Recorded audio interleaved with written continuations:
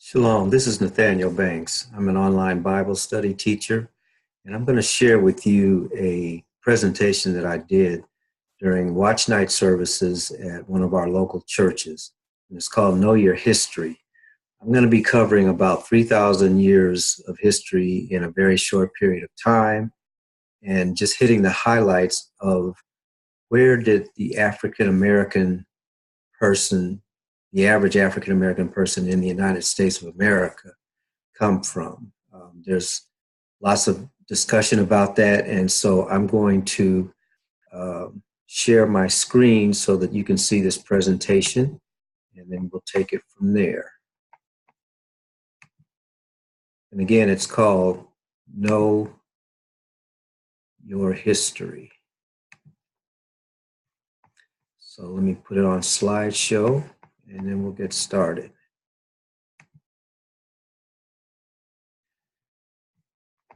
And so you don't have to look at me. I'm going to take this off. Okay, so first of all, there were guiding scriptures that were used, and we're going to go through those. One of them was Matthew chapter 19, verse 16, but with Yahweh all things are possible. And Romans 8:31, if Yahweh be for us, who can be against us? And then the question of the hour is, so who is this us? If Yahweh be for us, who can be against us? Hosea chapter 4, verse 6 says, my people who are destroyed for lack of knowledge. So whoever the us is, we know that that us is referring to God's people. During this presentation, there are a number of names for God, and I'm going to be using them intermittently. God just means an object of worship or objects of worship.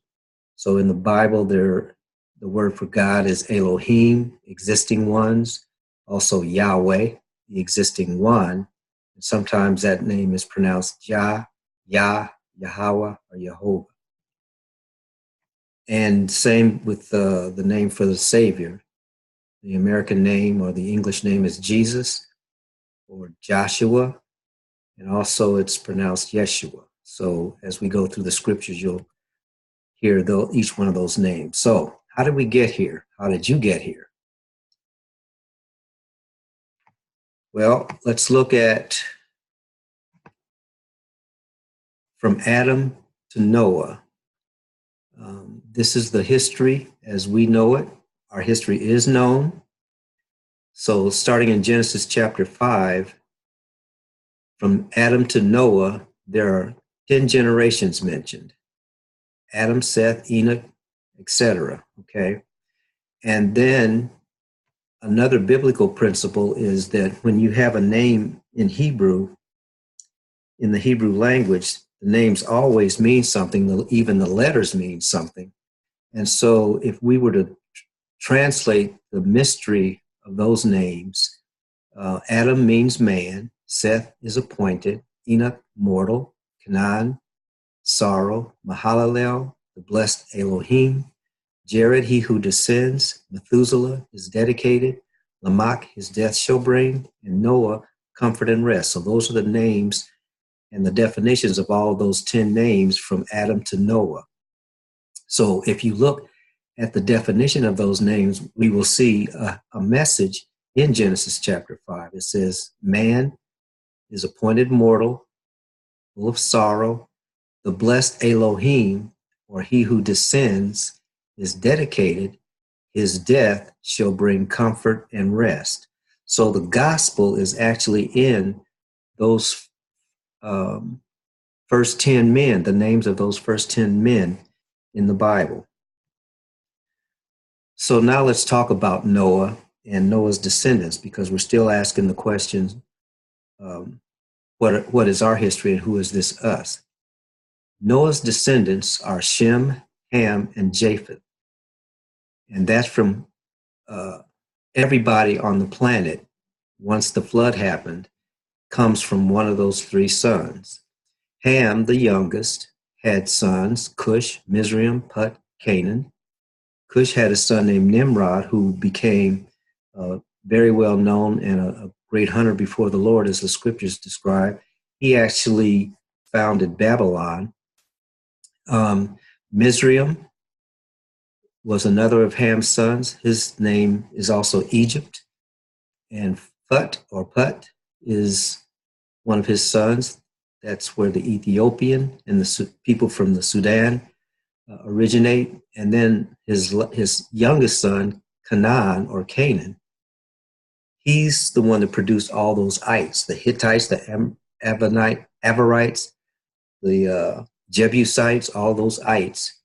And none of those people from Ham's lineage are us. They don't represent the us. And the us that I'm talking about is people of African descent in America. And then there's Japheth, the oldest son. He had sons, Gomer, Magog, Madai, Javan, Tubal, Meshach, and Terah. Gomer had a son named Ashkenaz. And today's modern day Jews are actually descendants of Ashkenaz, Japheth's oldest son. But again, that's not us. Then Shem, his favorite son, had children, Elam, Asher, Arphaxad, Lud, and Aram. Arphaxad, if we follow his line, he had Aber, and then Terah, then Abraham, or Abram.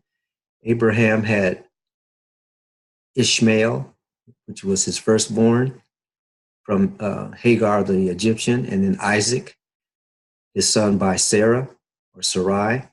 And then Esau came from Isaac, as well as Jacob. Esau was the father of the Edomites. Then from Esau, there was Sephardim.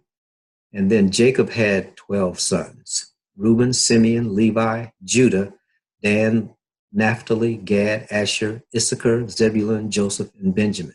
So when we look in Shem's line, what we see is it starts with Arphaxad, and then comes down to Isaac, then down to Jacob, and then from those 12 sons down to Judah. And then from Judah, King David comes, and Yeshua is actually in the line of David. And the premise is that that's also our line, the line of the so-called Black Americans. But wait, weren't we all taught that we were from Ham?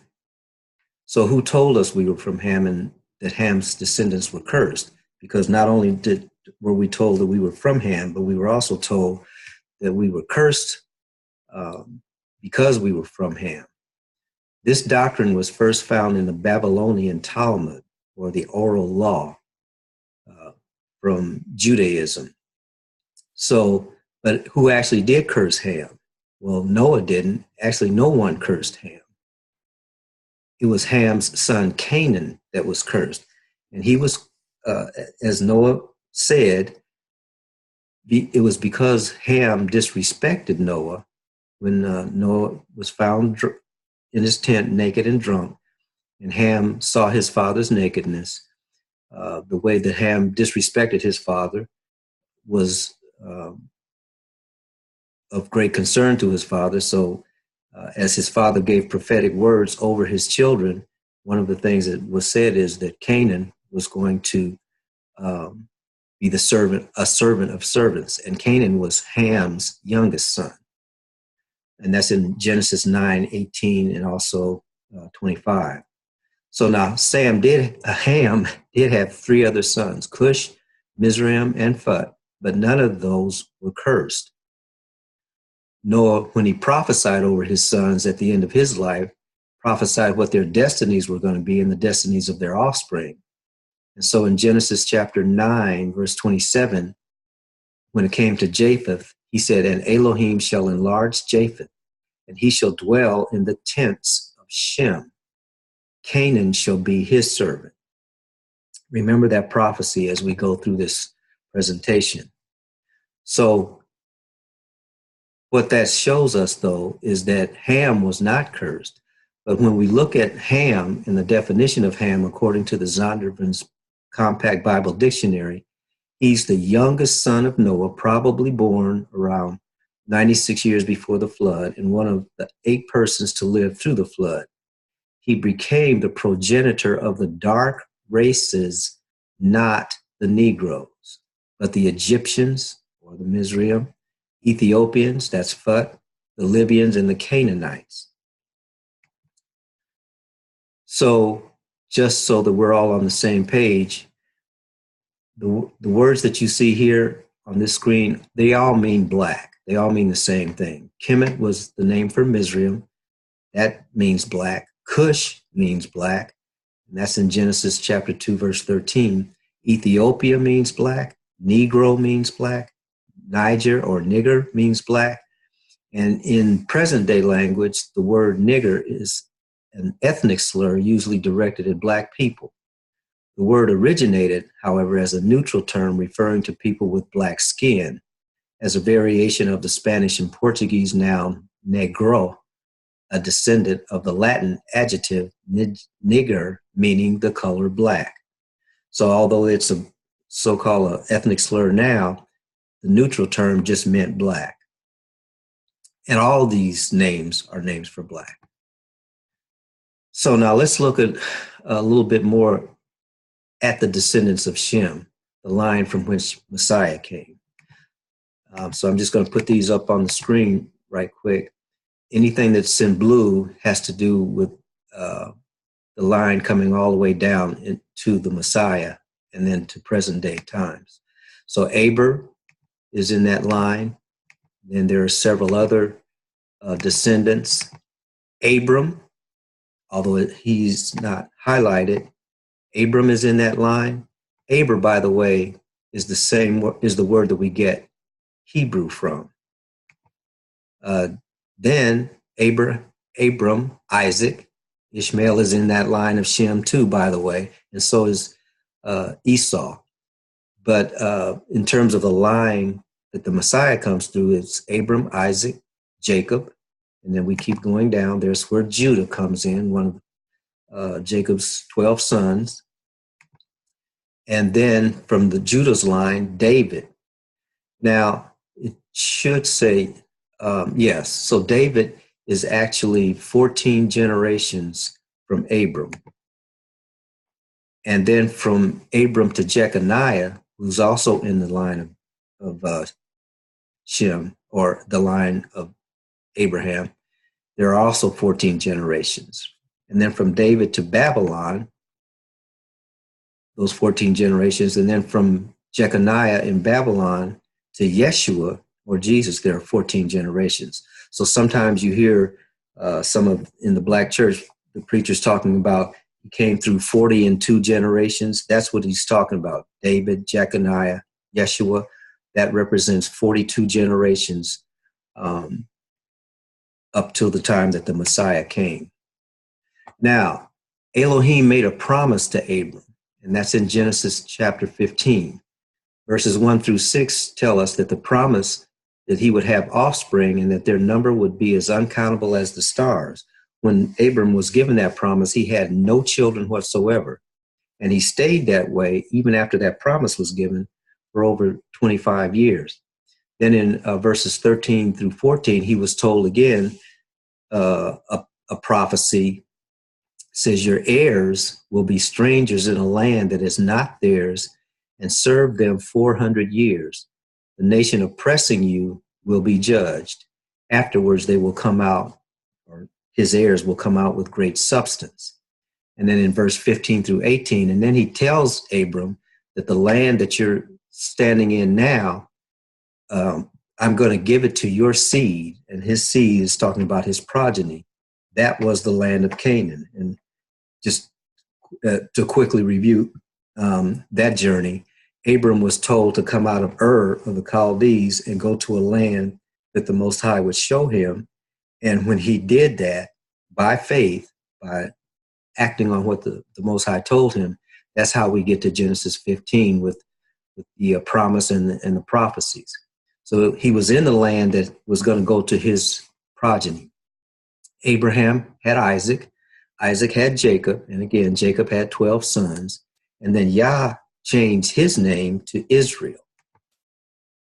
So when we look at the whole house of Israel, that's Jacob's sons by his wives and their maids, we see that his first wife name was Leah, although the love of his life was actually Rachel, Leah's sister. And he thought he was going to be marrying Rachel, but their father tricked him. So he ended up having to marry Leah first and then work for 7 years, and then he could get Rachel as his wife.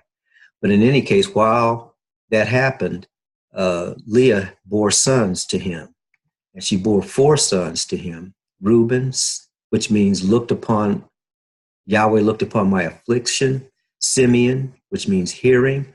Levi, which means join. And then Judah means praise. And then after Leah had those 4 children, going to go over here, Rachel's maid, because Rachel was barren, she couldn't have children. So she told Jacob to go into her maid, and her maid had 2 children. Her name was Bilhah, and her children's names were Dan, which means Yahweh judges, and Naphtali, which means my wrestling. And then after that, then Leah told Jacob to use her maid, and then Zilpah had Gad, a troop, and Asher, which means happy. And then Leah had 2 more sons, Issachar, Ahir, and then Zebulun, which means dwelling. Finally, Rachel has 2 sons, Joseph, her firstborn, who then had Ephraim and Manasseh. They became part of the tribes of Israel. And then Benjamin, which means the son of my consolation. That's what his father named him after Rachel died in childbirth. So those children, those 12 children of Israel plus Israel, were in Canaan or North Africa until a famine came. And they were in Canaan just like Abram was promised. Once that famine came, Joseph, again, condensing history to a great extent, Joseph was sold by his brothers because they were jealous of him. And they sold him into slavery to the Ishmaelites, who then sold him to Potiphar in Egypt.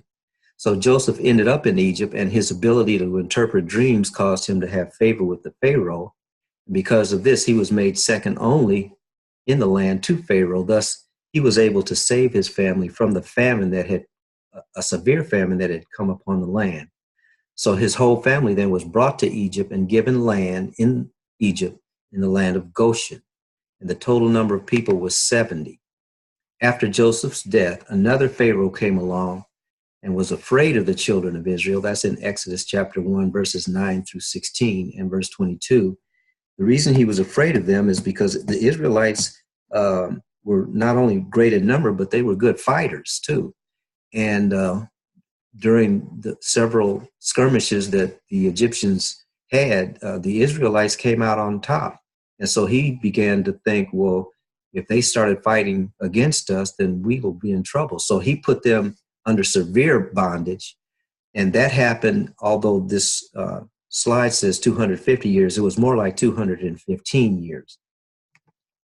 And then at the end of that time, Yahweh sent a deliverer named Moses, who led them out of bondage and into the wilderness to prepare them for living back in that land of promise that had been given to Abram. So once they left Egypt, and we all know about the plagues that happened and the killing of the firstborn, once they left Egypt, their hearts were still in Egypt. The euphemism is you can take the Negro out of Egypt, but you can't take Egypt out of the Negro. And that was the case with our ancestors. So they wandered in that desert for 40 years, basically. And all of the people who were of fighting age that came out of Egypt actually ended up dying in the desert because they wouldn't do what the Most High told them to do. So once they get to the end of that journey, Moses, right before he dies, tells the people in Deuteronomy, which means the second telling, these are the things that will happen to you if you do what the Most High has given you to do, these are the things that will happen to you if you don't. So if you do what he gives you to do, there will be blessings for you. And that's in verses 1 through 14. You'll be blessed in the city. You'll be blessed in the field. You'll be blessed. Your children will be blessed. Your enemies will be destroyed. You will be holy or set apart unto Yahweh. You'll be the head, not the tail, if you can keep my words, which I've commanded you. But if you don't, then all those curses will follow you and overtake you, just like the blessings are supposed to follow you and overtake you. And then from verses 15 through 68, all the curses would happen. So their land would be without rain. Their enemies would attack them. You would be attacked from a nation far off, as swift as the eagle. Wherever you go, you will be afraid. Yahweh will bring you again into Egypt, which is the house of bondage, with ships. You will be bought and sold, and no one will buy you back. So pay particular attention to that prophecy. Now we're going to skip all the way over from the people going into the land of Canaan until the time when Jesus was walking the earth around AD 30. And at that particular point in time, between the time when they entered the land of Canaan and AD 30, they had, as a nation, conquered the lands that the Father told them to conquer. Sometimes they did what he told them, sometimes they didn't. When they didn't, the land eventually spewed them out. So they were overrun by the Assyrians, they were overrun by the Babylonians, and then underneath the jurisdiction of the Medes and Persians, and then finally under the jurisdiction of the Romans. So this slide shows the people who were controlling and living in the land of Israel in AD 30. It was controlled by the Roman Empire. They put into power a man called Herod the Great, who was an Edomite, and he was appointed by Rome. The chief priests were also appointed by Rome, or had to get Rome's permission even to serve in those offices. And those people were chosen by a group called the Sanhedrin, which was the council. That consisted of three branches, a 3-judge panel, a 23-member judicial Sanhedrin to try criminal cases. It was controlled by Sadducees, by the way, and then a full 71-member religious Sanhedrin, which took care of the things that were related to the temple, the chamber of the chief priests, the chamber of the scribes, the chamber of the elders. Okay, so those three areas are where the Sanhedrin ruled underneath the jurisdiction of Herod and Rome.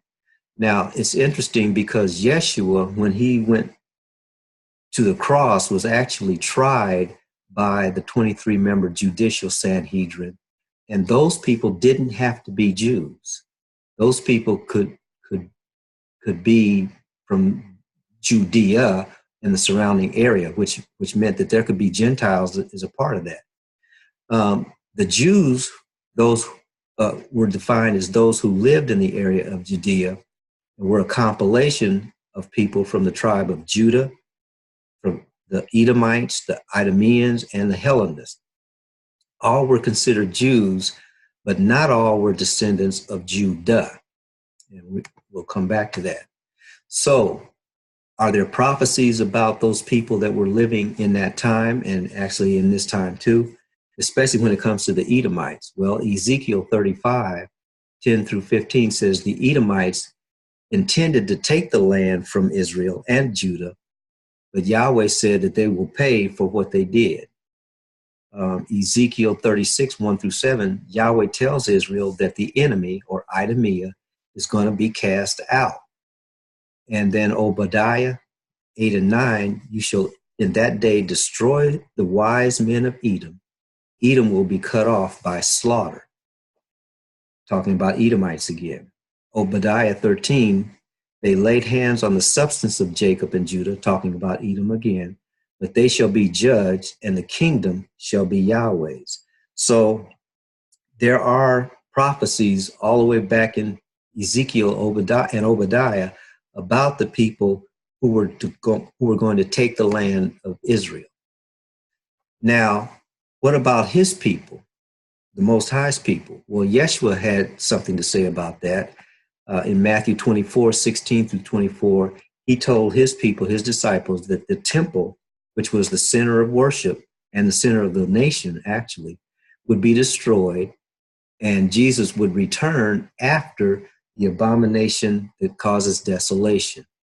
So that's part of the prophecy. And in Luke chapter 21:12-24, more detail is given about that same prophecy. So what happened is in 70 AD, Jerusalem was destroyed. Judah was led away captive into all the nations, just like Jesus prophesied. Judah would be trodden down by the Gentiles until the time of the Gentiles is fulfilled. Brothers and sisters, we're still in the time of the Gentiles, but that time is coming to its conclusion. Daniel 9:27 and 12:7 talk about the same thing, the time of the Gentiles. So right now, that's who's over in the land, but their time is coming to a close. What's going to be the sign of that? Well, there'll be signs in heaven, the sun, the moon, and the stars, and the seas before that dreadful day. What dreadful day? When Jesus comes back, when Yeshua comes back. And in our modern times, we've had 4 blood moons in a row.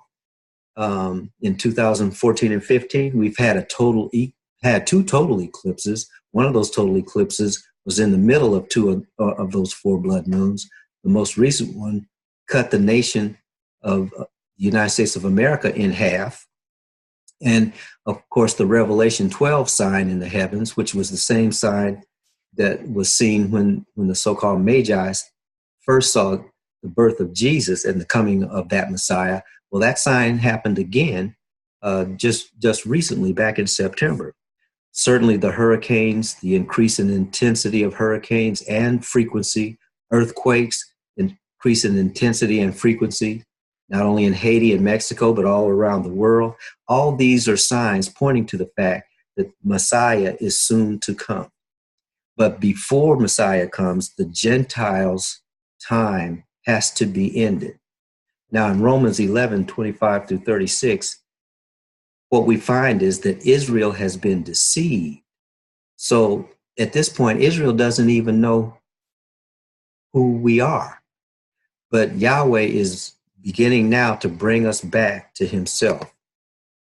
So then what happened to Yahweh's people? Well, in 70 AD, we talked about Jerusalem being destroyed by the Romans. Most of the children of Judah, the tribe of Judah, the line of Judah, were killed. But some were scattered to the 4 corners of the world. Well, where did they go? Well, here's where they went. First of all, the green area represents the Roman Empire. So, and here is where Judea is. So if you were a Jew in Judea and you survived the onslaught of the Romans, where would you go? Would you go up here or would you go down here? So we're contending that our people went south. Now, some of them did go north, but most of them went south, either southwest or southeast. And so if we look at another map, this what's called the Arabian Peninsula, this is where Yemen is. Some of our people came this way, crossed back over, and then went all the way down here into South Africa. Others of our people went along the Niger, the Black River, and found their way into this area. It's hard to see it, but that says Negro land. Again, not Ham and his descendants, but Negro. Okay? So if we blow that up a little bit, we can actually see the word Negro land here, which is on the west coast of Africa. And right along in here is where our people found themselves. Well, this whole area here. But when I say our people, I'm talking about the tribe of Judah specifically. So if you blow that up, you have the Tooth Coast, you have the Gold Coast, and you have the Slave Coast. So you can see, now these are maps that were drawn by Europeans, Portuguese to be specific about it, okay? But as on this map, as you can see, where the Slave Coast was, there's this word, Ouida, which is the same word as Judah, and actually says Judah here. And then up here it says Kingdom of Judah. So in other words, this is the area where the people from the tribe of Judah actually found themselves in the early, well, actually after they were driven out of Jerusalem. Now, this took hundreds of years, okay, so because this map was actually developed in the 1600s, and it was actually used for other purposes, but for our purposes, I think it's good for us to see that even the Europeans knew who we are, okay? And it was this door, this is where the door of no return is, the gate of no return. This is where those slave ships came and took our people, okay? And they were taken to the Americas. So Revelation chapter 2, verse 9 tells us, if that's the case, then who are the people who have come back into the land of Israel in 2018?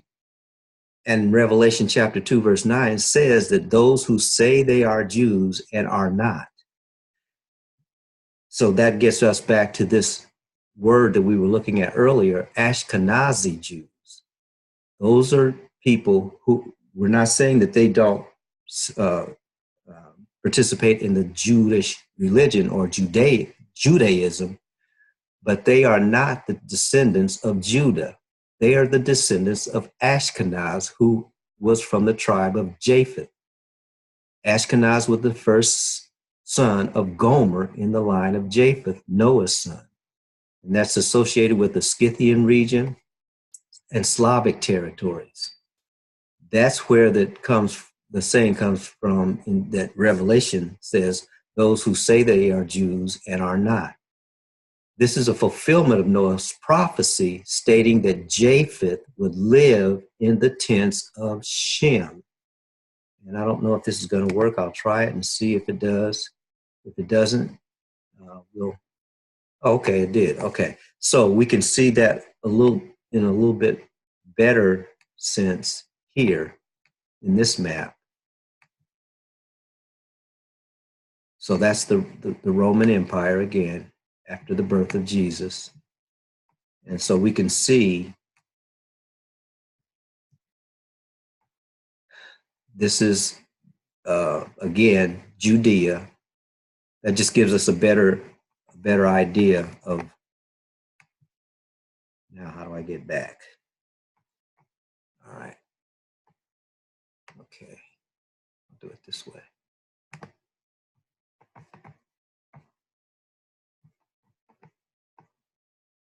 Okay, so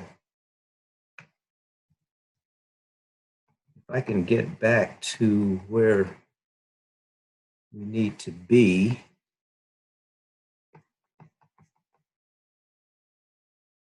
I don't want to do that, I don't think.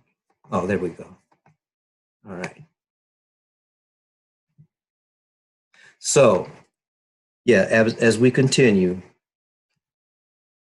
so where did Yahweh's people go? Well, if you follow the Atlantic slave trade, you will find where we went, okay? This slide says most U.S. documents on slavery will show the so-called Negroes referring to the slave owner as massa. We were brainwashed to believe that they were just speaking broken English, so they pronounced it massa instead of master because of their dialect. Well, that was another lie to hide our identity. Massa is actually a Hebrew word meaning burden or oppressor. So those who came on those ships, just like Deuteronomy 28:68 says, were very aware of who they were and who they are. So Then what is Mizraim, or the house of bondage for Yahweh's people today? Well, we know that this was an obelisk in Egypt. This is an obelisk in Washington, D.C. Here are Egyptian symbols that are on the USA currency.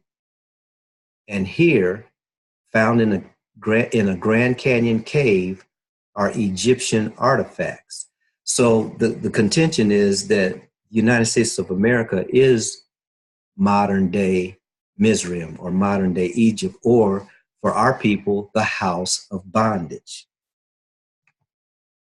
So this is a little bit misleading because we are actually Africans. It's just that Israel is in Northeast Africa. The Middle East is a geopolitical term, but it's actually, Israel is actually on the African tectonic plate. So we know that we're Israel, and the Most High said, "And I shall bless those who bless you, and curse him who curses you, and in you all the clans of the earth shall be blessed." That's in Genesis 12:3. We were scattered, just like Deuteronomy 28:68 says. And some of us, not all of us, because we were scattered around the world, but the Black people in the United States of America, those who came in on slave ships, were actually taken from that west coast of Africa called Weda, which is the kingdom of Judah. So that's where we came from. Now, Yahweh's promises are irrevocable. And that's where we get right back to Romans 8:31. If Yahweh be for us, then who can be against us? And then, of course, 2 Chronicles 7:14 tells us how we get back into a relationship with Yahweh that will be in our benefit and a blessing to the world. He says, "If my people who are called by my name shall humble themselves and pray and seek my face and turn from their wicked ways, then I will hear from heaven. I will forgive their sins, and I will heal their land." So that is the end of this particular study. As we said, we covered several thousand years of history in a very brief amount of time. This is a very detailed study that we should be engaging in. This is just to get us started so that we realize not only who we are, but the purpose that the Most High has for us, because we've got work to do. But first, you can't work if you don't have a sense of of your identity. And so that's what this lesson is all about.